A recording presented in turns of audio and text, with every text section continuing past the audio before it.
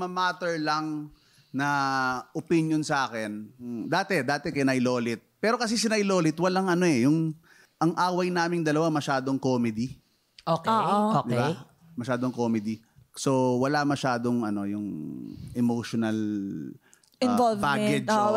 Pero yung mama ko, kapag masama ang loob sa ginawa ko, masakit. Okay. So, kaya pa, naiintindihan ko. Masakit yun. Lalo ngayon kasi si mama siyempre, na-stroke siya and hindi na siya masyadong nakagalaw.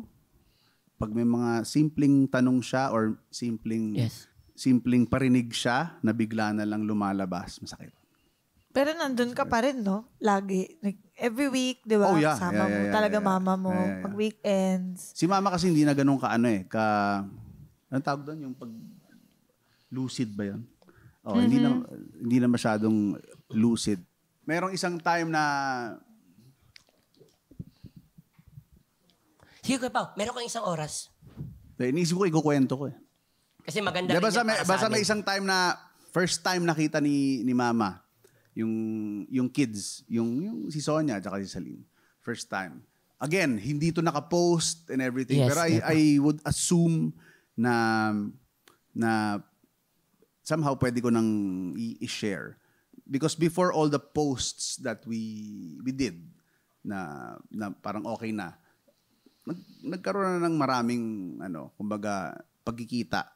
And then basta meron lang isang sinabi si mama, hindi ko na i-share kung ano yung sinabi, na nung araw na yun alam ko hindi siya lucid masyado, pero meron siyang sinabi na naiyak ako.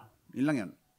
Yun tumatatak sa akin yun. Pero sa totoo lang, yung ito lang ito gusto ko lang i-share. Go, Kuya Pao. Kasi yung sinabi niyang yun, araw-araw kong nababasa yun.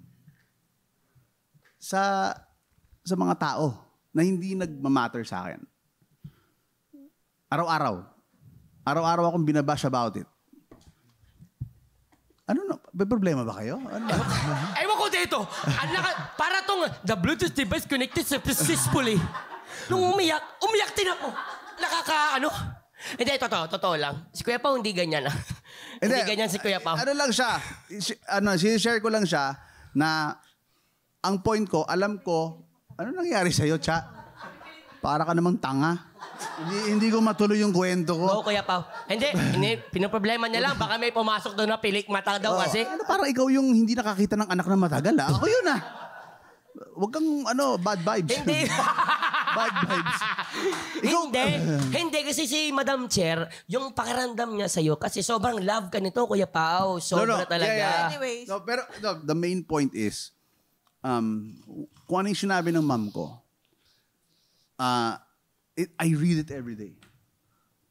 I read it every day sa mga bashers. Oo. Every day. As in, walang araw na hindi ko yung nababasa. Pero never ko yung pinansin. Pero nung sinabi yun sa akin ng mom ko, dun tumama. So the only point is, again, kung sino lang yung nagmamatter sa'yo, dun lang tatama sa puso mo yun eh. At alam mo yun. At alam ko yun. Oo. Diyos ko, ilang beses na akong minurder sa pagbabash, wish na pinatay, yes, lahat, di ba? Pero hindi ko yun ininda. Pero nung sinabi yun ng mom ko, not a wake-up call, pero ang sakit. Kasi imagine someone na hindi na ganun kalucid na sabi pa yun sa akin. Doon tumama yun sa akin. And again, I'm in the process of fixing myself. Kaya nyo ba? Anniversary nyo? Bakit? Ano ba? Ano ba ito? MPK ba ito? Ano ba? Hindi na po magtatapos ang pakailanman. Sandali, ang usapan yung kwentuhan. Bakit ano ba? Bakit emosyonal lahat?